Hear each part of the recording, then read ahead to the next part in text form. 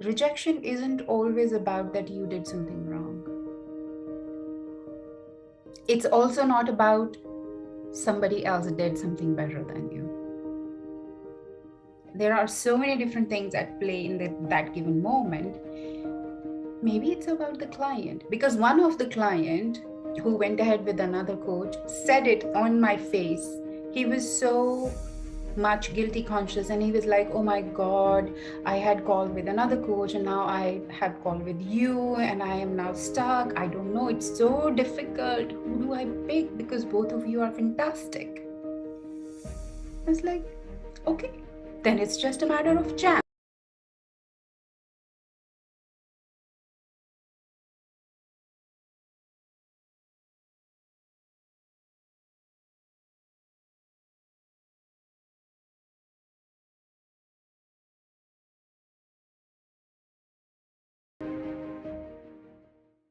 Hi, everyone. Good to see you. We will give it a minute or two as people come in, but in the spirit of today's topic, I have some questions to ask you. So I'm going to launch a poll. A poll is going to launch a poll. No, no one, because I'm Polish. Poll. Okay. Oh, wow. gosh. Tough audience today. Oh. You got some down humor happening. I am feeling rejected big time. Let me just say that. Anyway, everyone, please take a look at the poll that the poll just launched, and please answer. So Magda, I just got a rejection saying I can't answer the poll because I'm a panelist. Yes, that's amazing. It's not amazing for you. Yeah. No. For you. But yeah, I don't know why. I'm sorry. In that case, Tracy, what I just heard is you volunteered to tell us on camera the answers to all of these questions in great detail, especially the painful bits. Yes.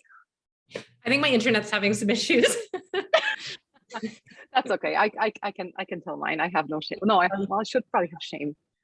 You know, sometimes so Ram taught me that shame is not a good emotion to have, and guilt, and I agree, and I've let go of those things a long time ago. But then whenever I say things like I have no shame, in the back of my mind I hear my mom and she's like, well, you should.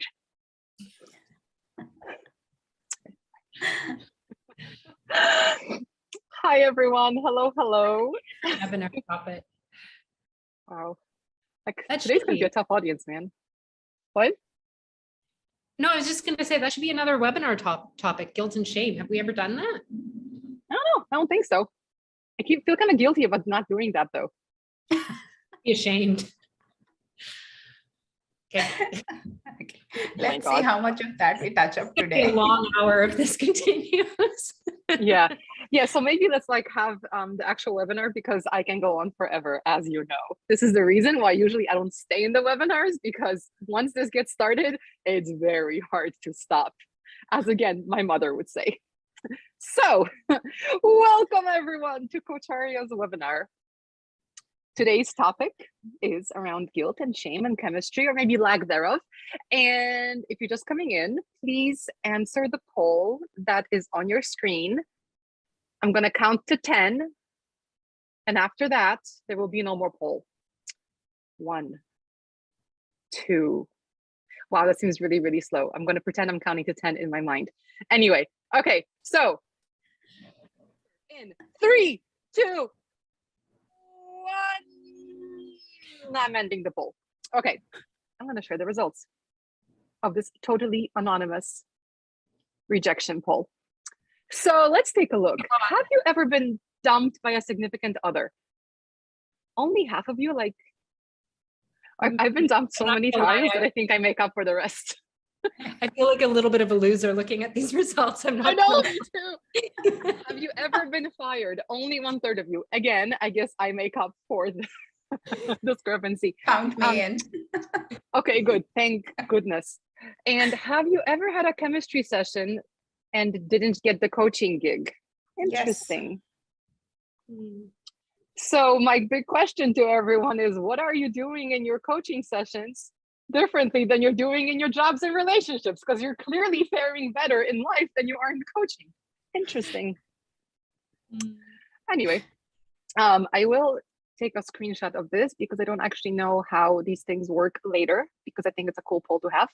But yeah, let's jump in. Like, as we just saw, for most of you, for at least half of you in, you know, life, and then half of you in work, and 2/3 of you in coaching, rejection is something that you have faced.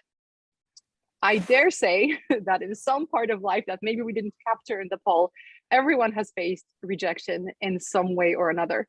And it could be major rejection, like getting fired or getting dumped. It could be small rejection, like Tracy started off with this conversation. She's like, look, I'm a tree. I'm like, no, you're not. You're a human sitting in front of a plant. Nice try. And, you know, we all deal with it differently. And it's a topic that Tracy and I talk about all the time. And the other day, we're like, you know what? We should address this in a webinar, because the reality is, as coaches, rejection is literally built into what we do. When we start a coaching relationship with a client, in most cases, not all cases, but in most cases, the first thing that happens is a chemistry session. And that chemistry session is there to either approve and welcome you as the coach to that person, or to reject you as the coach, in very blunt terms, obviously. So it doesn't always work out. And for those of you who are in the corporate world, this is even more common, because frequently, especially corporates that have a practice around coaching, they will have some certain rules in place as to how many coaches they must interview, or they want their internal client to interview before they decide on a coach. So I was chatting to Komal the other day as well, and she was telling me about some of the awesome clients that she works with, and about a chemistry session that just seemed to have gone amazingly well. And the person ended up going with another coach, because guess what? The other coach was also amazing and just happened to be maybe a tiny bit better fit. It doesn't mean that Komal's not a good coach. She's a freaking phenomenal coach, as all of you should know by now. And if you don't, email me. We're going to have a chat. As is Tracy. Don't feel rejected, Tracy. But it happens. So anyway, I'm here to provide, I think, maybe the life rejections, because that's where I get a lot of them. But, you know, as coaches, these two ladies are the ones getting accepted and rejected as coaches. So I thought it would be wonderful to have the two of them tell us a little bit about their experiences, and, you know, ask all of you lovely participants some questions. And I'll monitor the chat. And frankly, if any of you in here have a specific rejection you want to share, or that you struggled with, or that you want to discuss today, please just, you know, ping me in the chat and let's bring you on screen. I'd love for today to be, you know, less theoretical and more, this sucks, but there's a way to deal with it, and there's a way not to deal with it. So on that note, take it away. You've hit it right at the center, Magda. It definitely sucks. Yep. And no matter what we learn, or how we adapt to deal with the whole thing, like whether we call it different names, like, oh, it's not rejection, it's redirection, and all that intellectual jazz, it does suck. Yeah, so next time I ask a boy out and he says no, I'll be like, thank you for redirecting that. Yeah, I mean, all of that is fine, but let's just accept the first truth, because right when you put those 3 questions in the poll, and I'm like, oh, damn God, and my head starts to buzz, and I'm like, okay, I need to ground myself, because all those memories are sort of flooding back again, and I'm feeling like, oh yeah, it really hurt so bad at that point of time. And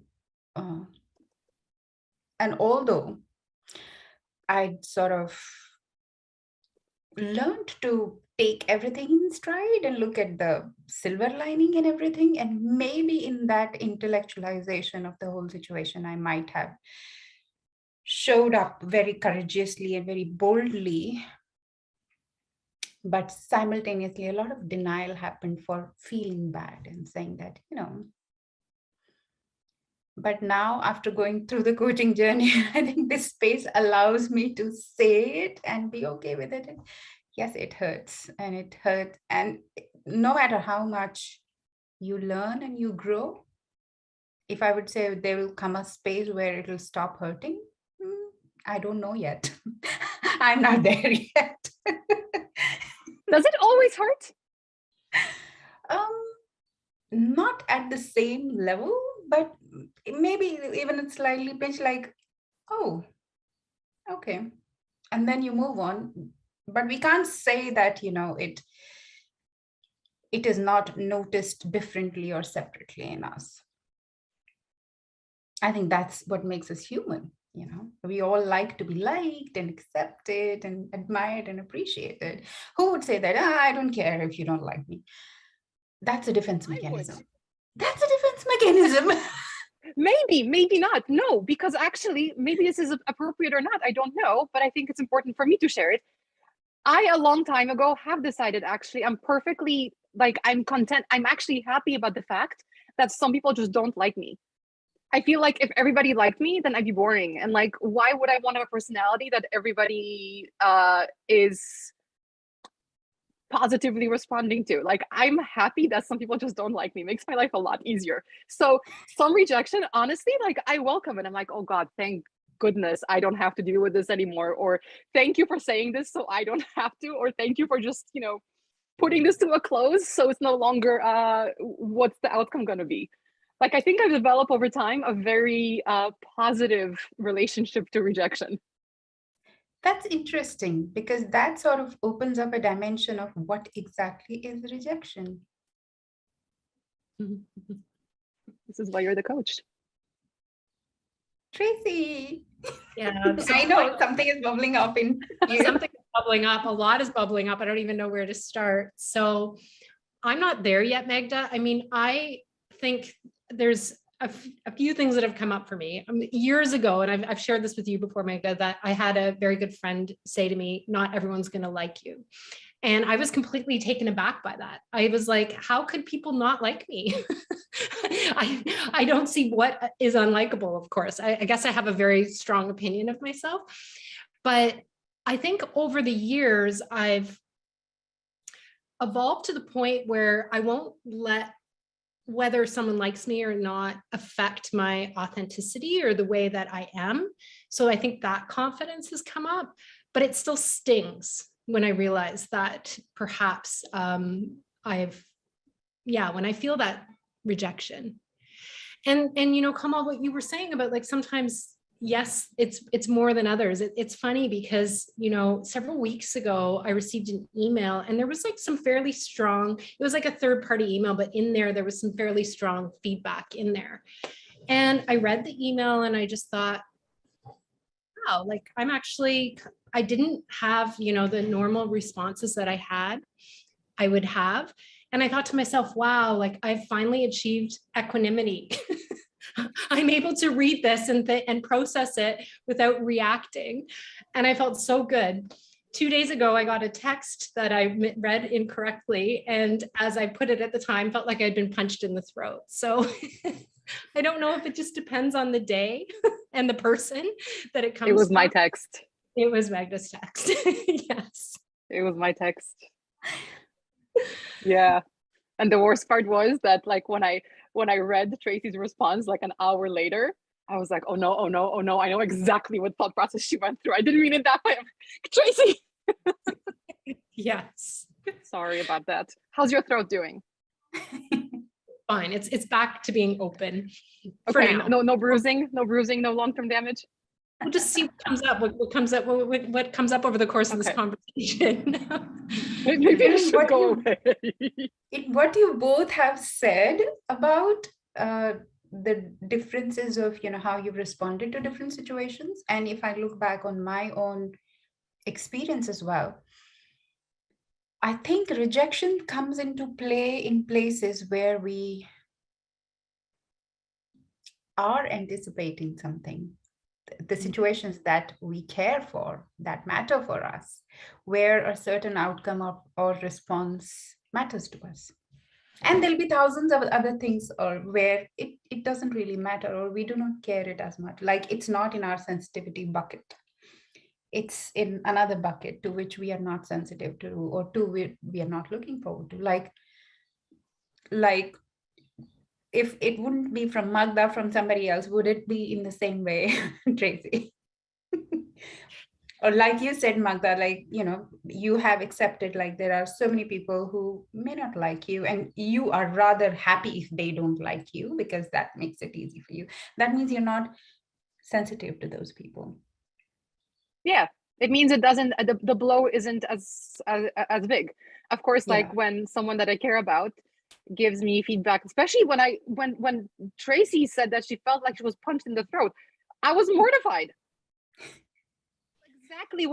Exactly what happened, because I know her well enough that the whole thing played back in my head, and I'm like, shit, I know exactly what I did wrong. Hi Cindy, bye Cindy, I'm gonna put you onto attendee.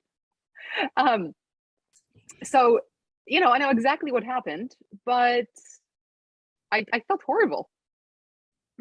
But I knew Tracy well enough that I spoke to her and we sorted it out, and life is good again until now, because it's now on camera and recorded. So thanks, Tracy. Yeah. Well, and it also helped that, like, we have a relationship of trust, and I was able to be honest about my feelings, even if it was they were a little dramatically expressed. and you were also able to sort of take them in the context that they were delivered in. Yeah. I think it becomes more difficult for me, for sure, when I feel like I can't talk about it with somebody. So maybe there's been like a level of what I think is a misunderstanding or unfairness, right? And I don't have the access to communicate it and try to sort it out. I think that that's where I really feel challenged. So someone asked, how do you practically react or respond when rejection happens? And I'd love to hear from both of you. And I do want to answer this one, because I've seen a big shift in me since I've started being in this world of coaching, because I have become much more self-aware, and I've always had a good BS filter, but now I also have an emotional filter, I think, where I used to, let's say I saw an email, because I work remotely, most of my life is on emails, right? I would see an email and it would be with some feedback. I would kind of like literally get a headache sometimes, and just, smile would fade, and I would feel anxious, and I'm like, oh no, like, what did I do wrong? What's wrong with me? How did I mess up? And I would start investigating and going through, okay, well, what did I actually say this? I would start questioning myself. Imposter syndrome would be humongous, especially if it was something, in a professional sense. So that's what I used to do. And as I become more like comfortable with myself and more aware of myself, and confident in the things that I do know, and confident in the things I don't know, right? Knowing that I don't know them, I've become much more fact-based. So now when I read an email, still happens. So especially Ram, if you're in the audience, I know that sometimes I know I do. I'm not saying that I'm perfect yet, working on it, but I tend to look at the facts. So I look at the language, like I read the email, I first scan it, then I look at where the words actually being used. What is the context in which I'm receiving the email? What are the actual facts being communicated? To what facts is the person responding? And you know what? Like, I would say not even half the time, most of the time, it doesn't feel like rejection at all, actually. It just feels like facts happened.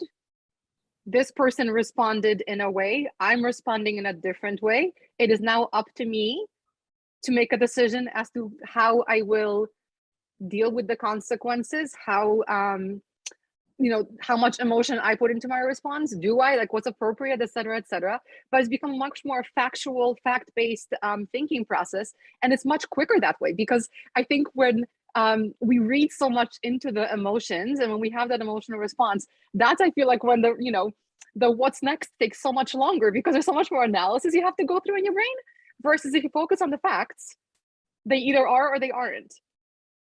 Always work, but like for me, that works 90% of the time. So when I get worked up, I really get worked up, because that means there's something that's really in there. But most of the time I don't anymore. And I didn't ask for this webinar for this reason, but I'm feeling pretty freaking proud of myself right now, because I didn't really realize that I was doing that so well until now. So thank you, coaching. Good. That's good. Tracy. What do you do, Tracy? Yeah, I mean, I think there's a lot that I've learned as well. I think that I will still have a very human reaction at times when I do, and maybe I do read into something, but the thing is that I'll have the awareness at the time, A, that I'm reacting, B, that I'm drawing a conclusion, and that conclusion is not necessarily the reality of the situation, or maybe the way the other person intended it to be. And one thing that I try to stand by, and I remember reading this in Quiet Leadership, is just never to send feedback by email. And if you do, to call the person immediately and apologize. And so I try to remember that myself. I'm not always perfect. And so it's the same when I receive an email or a text, I try not to respond to that with at least never emotionally on email. So even with you the other day, Magda, I was like, can we talk, right?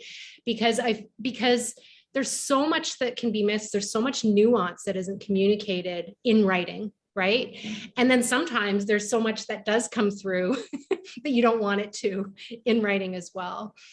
So I guess when I considering it right now, I can definitely see, I mean, my humanity in all of this, but I'm grateful that I'm recognizing it at the time and I'm able to make choices, even if the feelings are quite profound at the moment.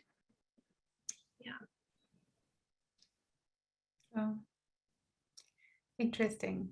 That's really beautiful. Thank you, Tracy.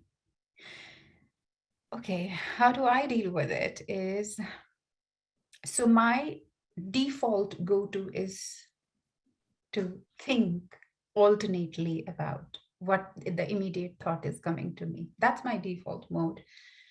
And I realize that that default, although brings me alternate possibilities of the situation, it doesn't solve the problem. It doesn't solve the feeling inside.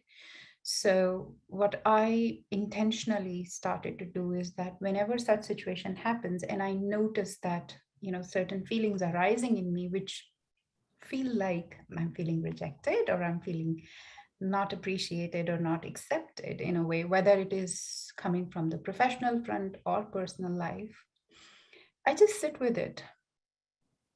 I allow this feeling to take over me entirely. That's my process. And see, like, okay, how far it's going to go, how many stories my mind will cook up and make, right? Because that's what mind does.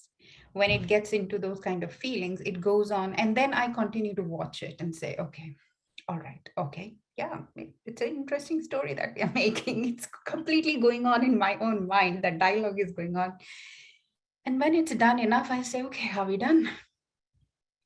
Okay, we have hashed out all those stories that mind could cook.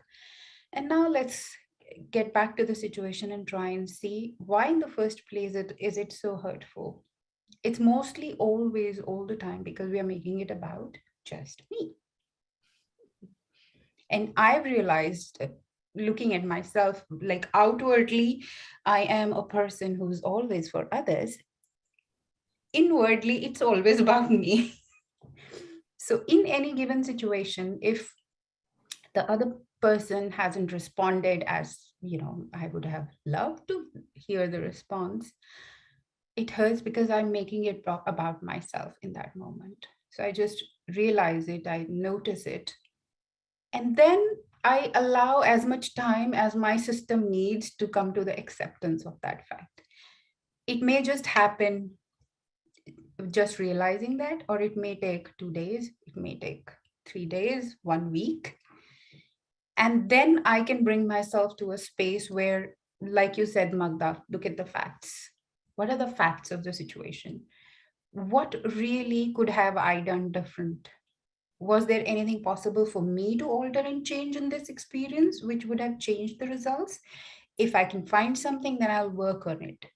If there's nothing that is beyond in my control or in my influence, then I just accept it and move along with it. But for me, I think what has really helped is to sit with it and notice and let that internal drama, which so want to be played, just play on and get done with it, sort of. That's like my internal process that works for me.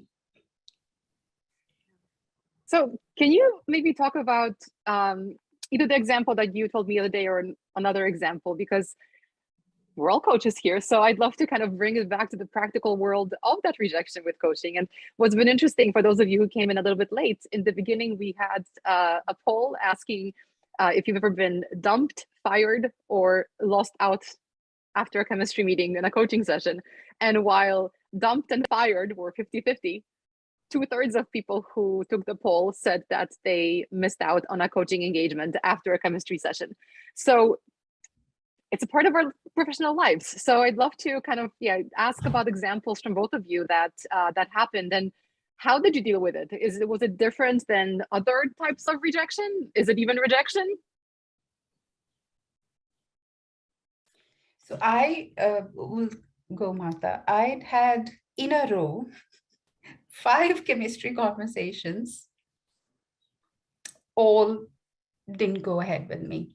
And just to say that I'm not a crap of a coach, but the 3 people before that said yes and went along with me. But in a row, like 5 clients, choosing some other coach was like a big blow to me. And then I sat and I was like, wow, is it like it's really happening? 5 people in a row. And then I looked back at them and I was like, okay, so the first 3 chemistry conversations, I had an inner hunch that that they're not going to choose, because even I didn't feel that sort of a chemistry between us. So I was like, so when I found out that they went ahead with another coach, I was like, fine. I had a sense. What really hurt and what really sort of made me look back and think that or doubt myself for a moment was the 2 last conversations, because they were so good and we are gelling so well. And I was like, yep, this client is mine. And then they went ahead with another coach. And I was like, damn, I mean, is it some sort of a sign or what is it? And it really, shook me internally. And I went into that space for a momentary doubting myself, or thinking that would I even make it like a successful coach in the world of coaching? So all those sort of thoughts came into being. And I was like, okay. So like I said, I just allowed myself some time to sit with this feeling. And I was like, okay, why am I so hassled? It's not like there'll be no more clients. But I was like, okay, maybe I'm thinking that, this is it for me. So that's my own thought. Once I could get over that processing, I said, okay, what can I do? How do I find out? Because in all those situations, there wasn't even a feedback like, was there anything wrong? Or just that they found a little better chemistry with the other person. I was like, what is it? The lack of information. I said, so what should I do, or what would I do?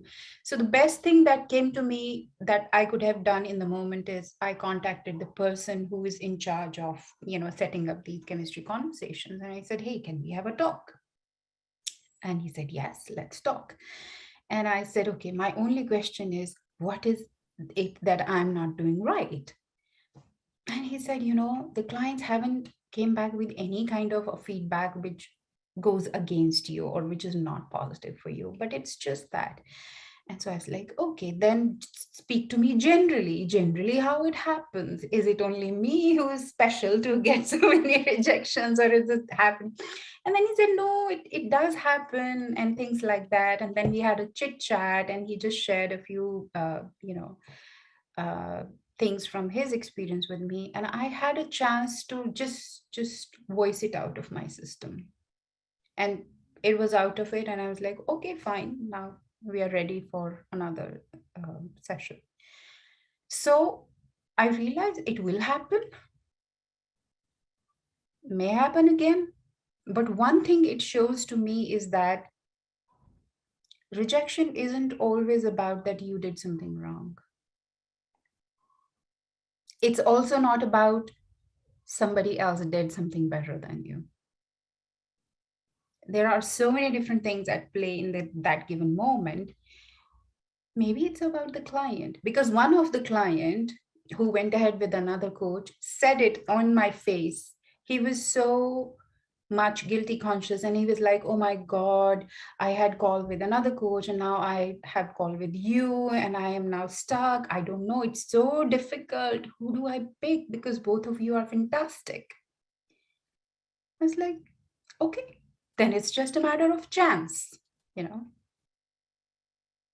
Chance is not with you. So yeah, if, like I Do, said, if there is something that I haven't done right to show up to my client, then I can take feedback, seek feedback, and try and work with it. But if there's nothing like that, then I'm like, okay, not my good day. There'll be better day tomorrow. do you always do chemistry sessions with your clients? Most of the times, yes. Okay. I'm curious because there was a comment previously in the chat that chemistry sessions don't work, I think was the comment. I apologize if I got that wrong, but I'm just curious because not everyone does the chemistry sessions, right? Some people just jump in, and I'm just wondering, like, how do you decide whether that is the right path to take? When would you not do a chemistry session? I would imagine that if you don't do a chemistry session and then things don't work after the first real session, that would hurt a little bit more.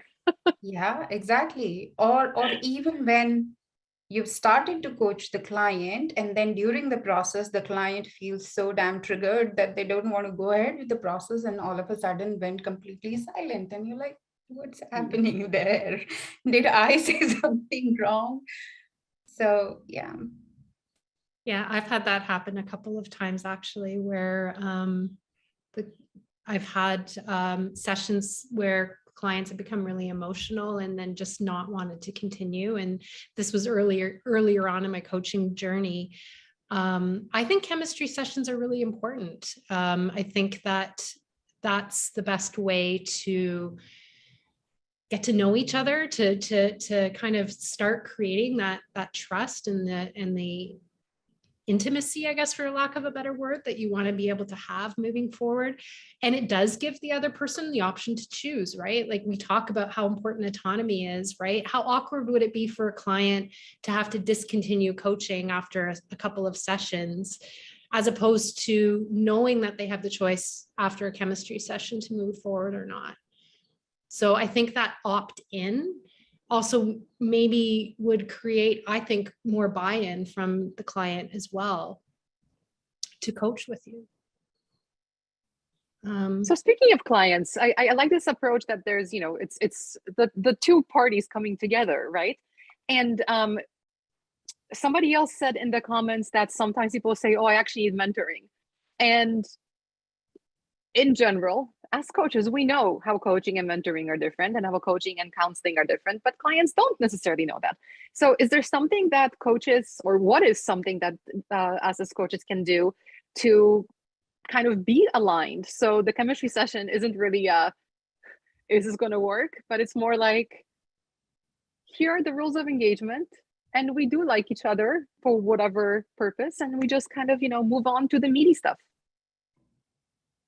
Yeah, that's a great question and a great point. And that's also part of the learning that I had even about emotional stuff. So I have that conversation in the chemistry session, kind of talking about what coaching can trigger, and having that conversation up front so that a client doesn't, they're not taken by surprise by it, right? and maybe at that point in time, then a conversation about therapy or anything else, like sometimes that will elicit more information about other stuff that the person's going through that's relevant for us as coaches to know in case they do need another professional other than coaching. Yeah. Exactly. I think it's more like I mean, there could be two different scenarios. So if we are coaching general people who have no exposure of coaching, yes, it's quite a lot about sharing information about what coaching is, what's the process, what is expected of them, or what is expected of uh, uh, me as a coach. And basically to help a person get a good view of what they are going to be getting into.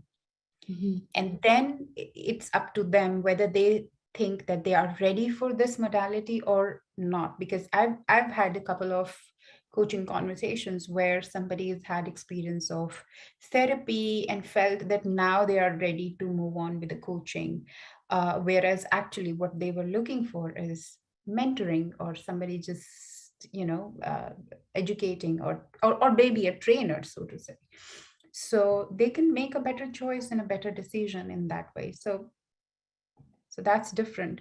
And then with other scenario where a person already knows a little bit of what coaching is about, still it is, I think, good to check like what is their experience about coaching, what is their understanding of coaching as a process, as a journey, and what do they think might happen or might take place, and take time to just rehash, re-clarify all those things.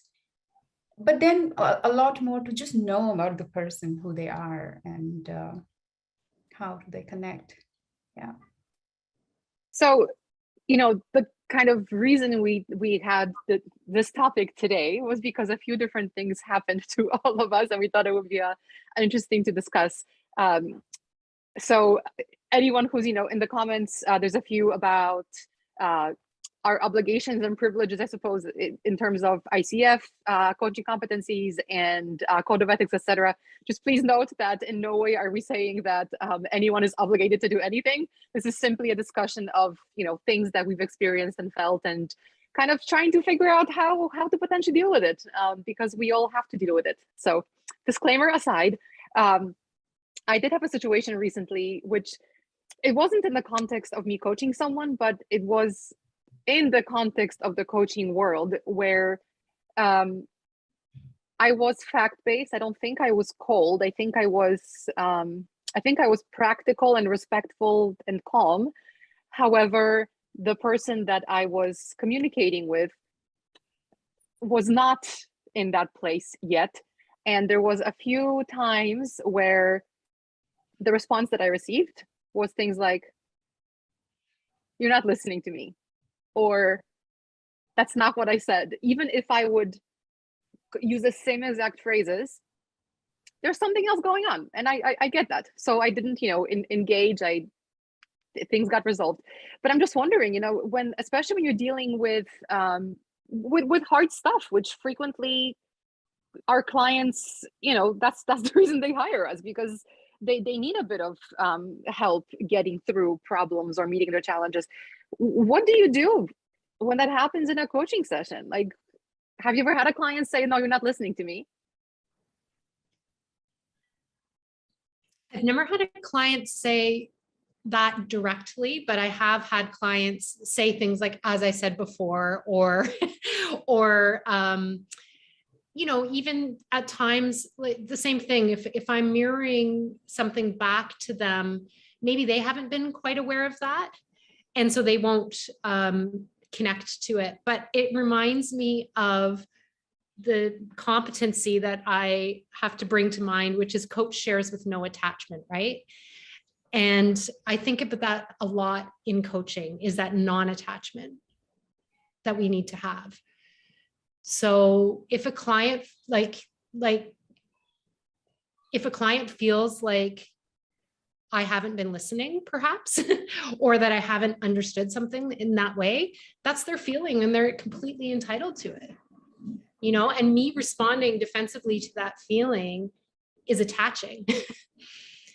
And so that's when it's important for me to pull back and kind of explore, okay, what was it then? What was it that they were trying to say? Yeah. And that works. Mhm. Hasn't happened with me in coaching conversation, but it happens with my daughter sometimes, where she said, that's not what I said. That's not what I meant. That's not what, you're not even listening. And then I like, okay, that's the red flag here. Okay, then I said, okay, so what will tell you that I'm listening? I mean, how do I respond?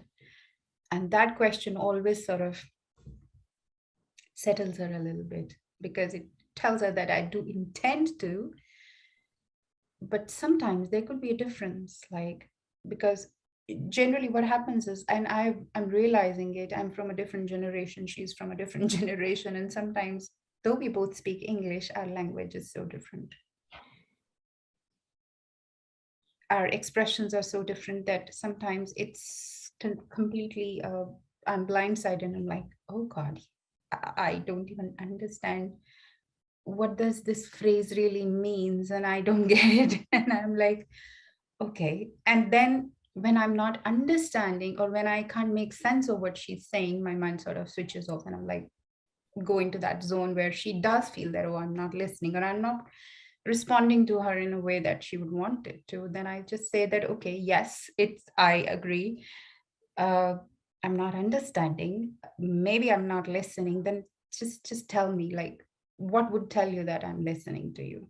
And I'd be very honest with it. Sometimes, okay, yeah, when I don't understand something, my mind doesn't naturally pays attention to it. So just staying present becomes like an effort in that moment.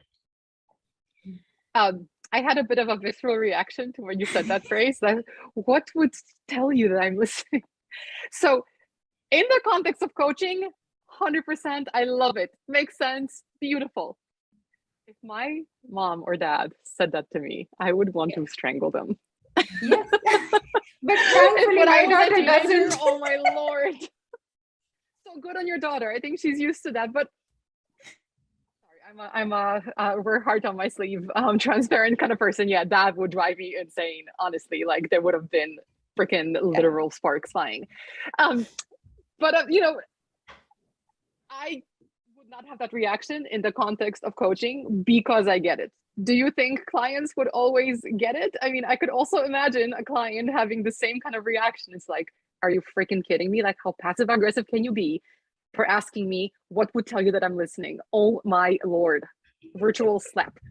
Am I just like, am I the only one who ever thinks like this, or are you just more evolved than I am? What's happening? No, I think it also depends upon the individual chemistry between, like, me with my daughter, we have our own internal language that we understand with each other. Like her sarcasm, I get it. And my direct questions, she gets it, sort of thing. So, yeah. So it's more like what works between two people, whether they are clients or, yeah. Like I wouldn't say the same thing to my son.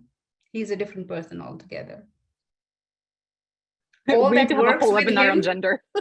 all that works with him is, I'm sorry, sweetie. Now I'm listening to you. Please tell me again. That's the only thing that works with him.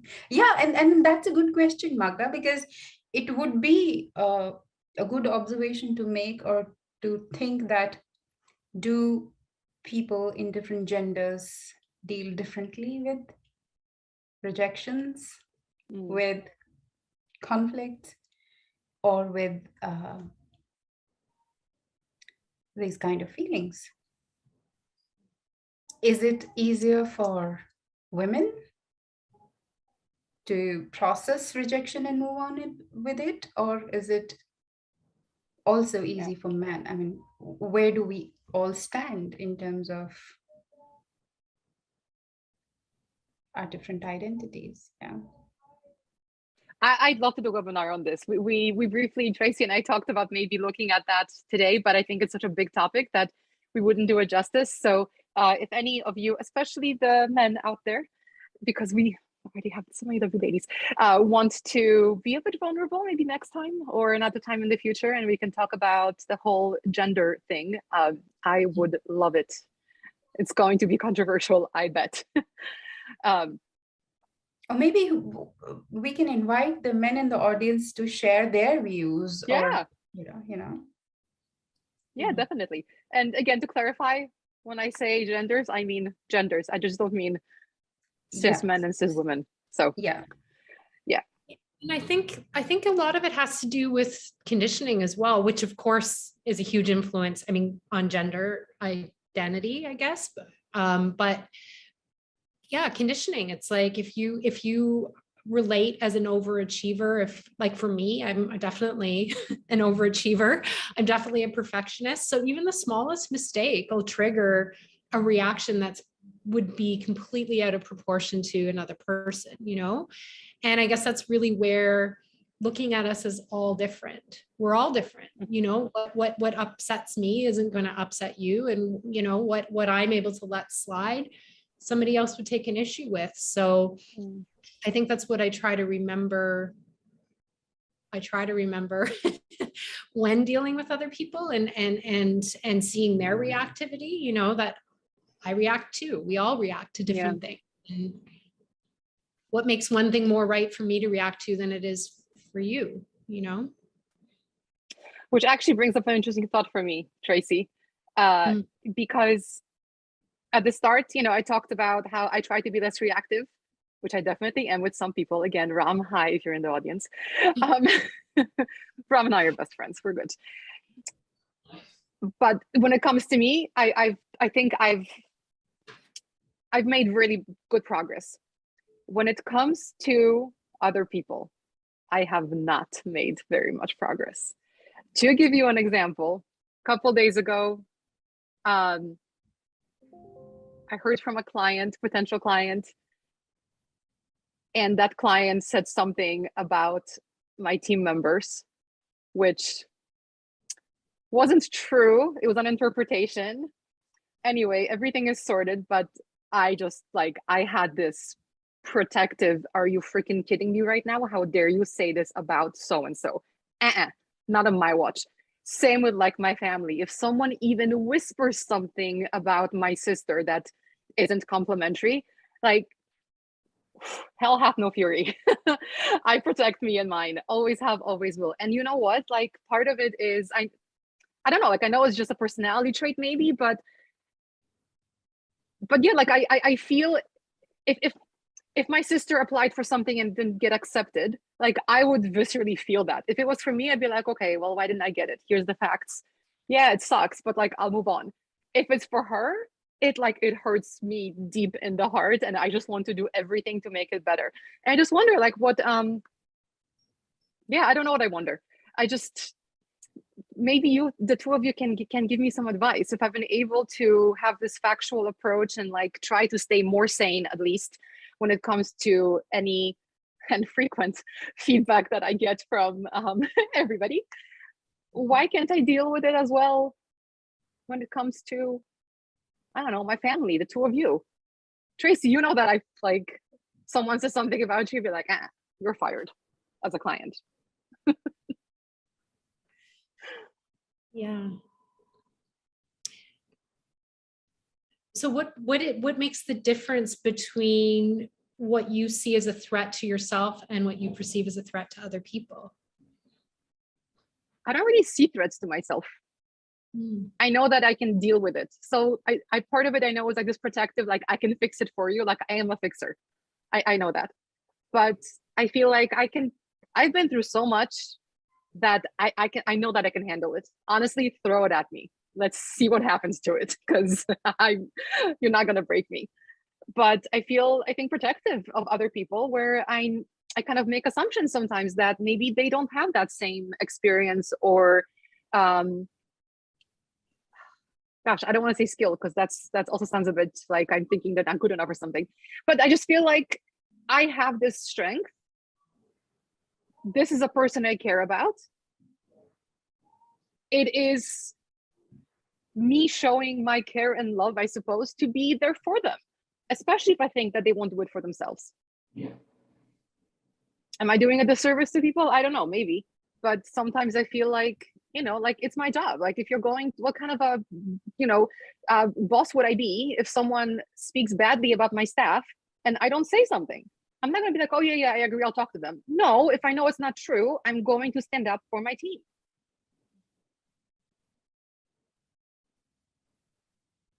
Yeah. You being protective in that moment.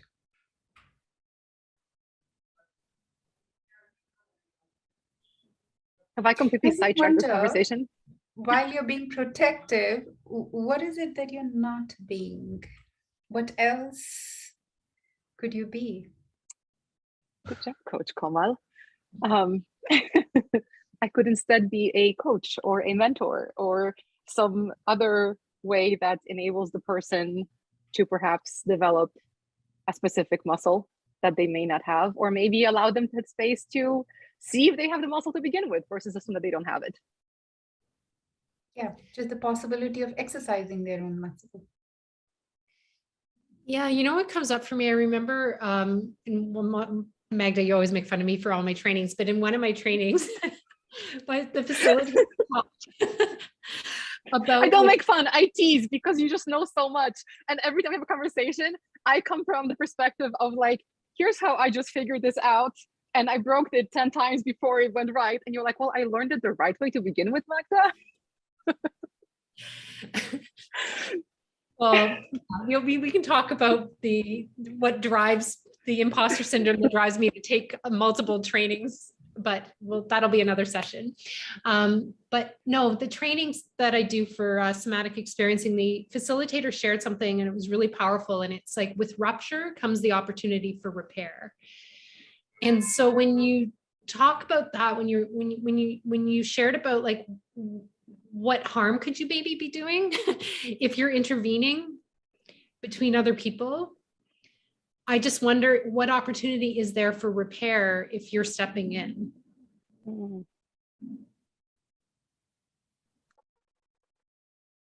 And more than others, I'm more curious about you. Like, what are you doing by exercising the same muscle over and over again? I'm playing to my strengths. Okay, this isn't a coaching session, okay? We have 10 minutes left. Okay. Sorry, we can't help it. No, it's good. It's good. It's why I brought it up, because like I think about these things sometimes, but you don't, there's a reason why coaches exist, right? You ask the kinds of questions that maybe you don't ask of yourself or in the same way. This is helpful. I'm an open book. Like I said in the beginning, we all have our default mode to go to, and it kicks in every time. Your default is protection. Yeah. What is it? Fight, flight, or freeze? I'm definitely fight.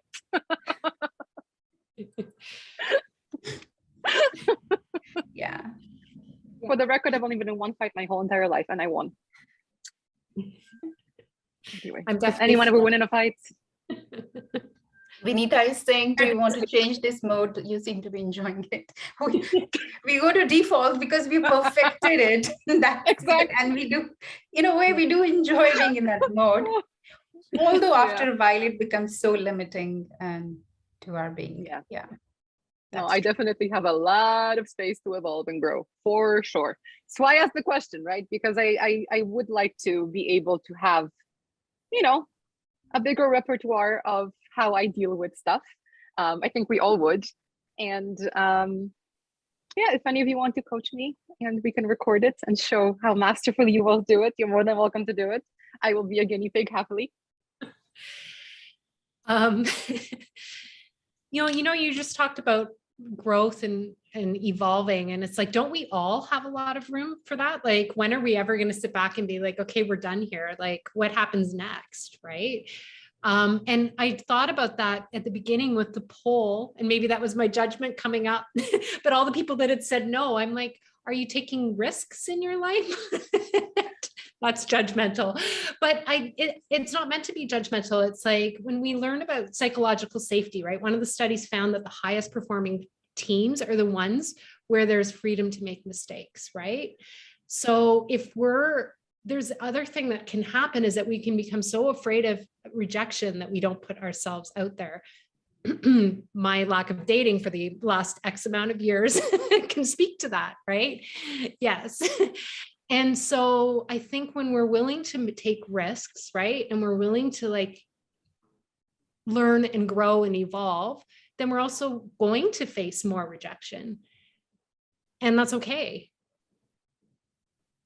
Even if it's not when it happens at the moment. Live and learn, right? Yeah.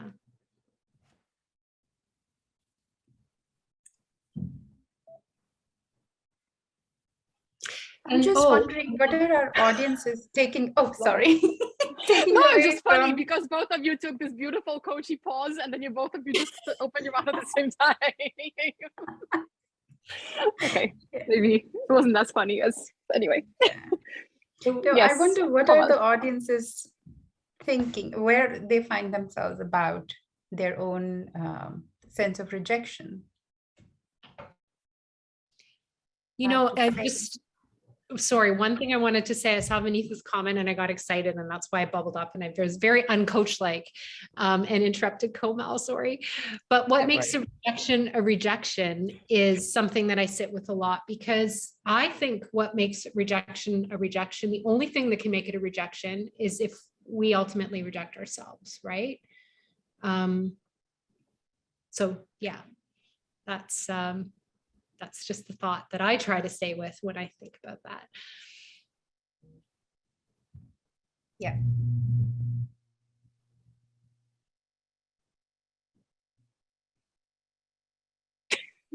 Sorry, I was going to see who's going to break it. Resonating in the comments. Yes, a lot of resonating, but also I do love the two of you. I love all of you, but I love the two of you especially because you're so coachy, and it's like you always go into this beautiful coachy space even when you're not in a coachy conversation, and it's just so lovely because you really embody the coaching mindset, right? Like we talk about that too in coaching, and it's just, once you do this for a while, it really shows, ladies. Good work.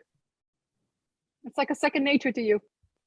Makes me very honored and proud to be in your universe. Aw, thank you, Magda. That was anti-rejection. That was acceptance. That was more than acceptance. That was more like promotion. Elevation. Love. I don't know. All of the above. I'm gonna take the love. Take the love. Take the love every day. Komal, so, you know, at the start, I said, hey, over to you, Komal, and then I basically hijacked half the questions. So what in this webinar were you hoping you would achieve and we did not yet achieve? Well, I don't know. I come to every webinar like an open playground and see, okay, what is it that will happen and what is it that we're going to take away. One thing for sure, thinking of rejection and all those questions sort of brought back a lot of those old stories and ideas and things. But now, after having spoken about all of these things and going through how people are responding and sharing their own ideas, I think it's a very human thing, you know, to feel rejected at times. So whether we like to call it rejection or we like to call it whatever, I think it's okay. I think it absolutely depends upon how and what sort of energy we sort of give to it. You know, this is just a indication to something else that we are holding so dear within us or around us. So this is just like a, you know, pointer towards what we need to look into, where we need to address the things. So let's just always know that, yeah, feeling of rejection is a pointer. It's pointing us to some direction. Let's go there and explore what's happening. Beautiful. That's where I am. Tracy? Yeah. I don't think I can say it any better than Komal just did, but yeah, I heard a quote before about how people in situations come into our lives to show us what, okay, so I'm going to mangle the quote, but something like where lessons still need to be learned. So that's kind of what came up for me when you said that, Komal. I think that we can see all of these things as opportunities to grow.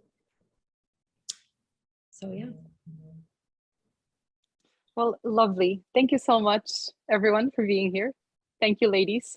And I'm not going to be sorry for hijacking some of the webinar, Komal, because I really enjoyed it and my cheeks are hurting a little bit because I tend to entertain myself really well when I see all these comments. So thank you, thank you, thank you. I feel like I've grown. And speaking of growth, it wouldn't be a webinar that I am in if I didn't do some shameless self-promotion for Coacharya.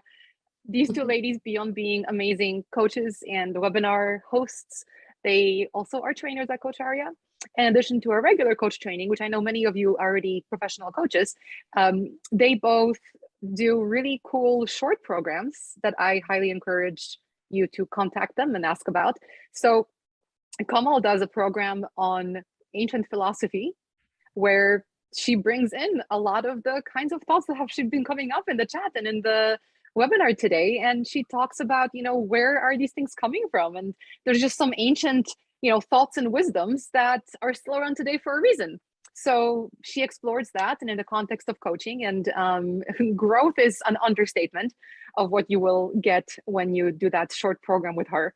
And Tracy does quite a few different things, but a really cool one that she has coming up is called Beyond Mindfulness. So Tracy is a mindfulness and mindlessness practitioner, and she's a meditation and yoga practitioner. And she's designed this program around what is beyond mindfulness? What is mindfulness? Who are we? How do we stay present? All these wonderful things that help us discover, I think, who we are and become calmer with who we are. I think, at least to me, that's what it is. So if you're interested in mindfulness or beyond mindfulness or anything in between beyond and mindfulness, Tracy is the person to contact. And we make these programs quite affordable so that people can attend. And last but not least, also happens to be with Tracy. All of us here understand and love coaching, and we all have a coaching mindset in our lives. And recently, we have been working with quite a few organizations with this program called Leading with a Coaching Mindset. And that's for people who interact with other people at work, but mostly for people managers. And it's a short course that's kind of like a mini crash course in coaching, but like the practical sides of coaching. So on the other end, you don't come out as, I'm a practicing coach, but you come out as, how do I change my thinking in my work life to be more coach-like, and what positive effects can that have on my team, on my company, on the growth, etc. So it's a really cool course, and we're doing it for the first time in May to a bunch of strangers. So if you have, especially a young manager or someone who's, new to management, for example, or just wants to flex that muscle a bit more, please get in contact with us, or just check out Leading with a Coaching Mindset on our events page. Again, it's a very affordable program, and we're taking just a nominal fee for anyone who can't afford it or works in a startup or NGO, etc. But we think it's a really cool program that can achieve a shift in a very short period of time. So anyway, I encourage you to check that out, please. And I will see all of you here next week, where Ram will be leading a discussion on crisis, dealing with crises, I think. So thanks everyone for being here today. Really appreciate it. Thank you, Tracy and Komal. Much. Thank you. Bye, everyone. Thank you, Magda. Thank you, Tracy. Bye. Bye, everybody.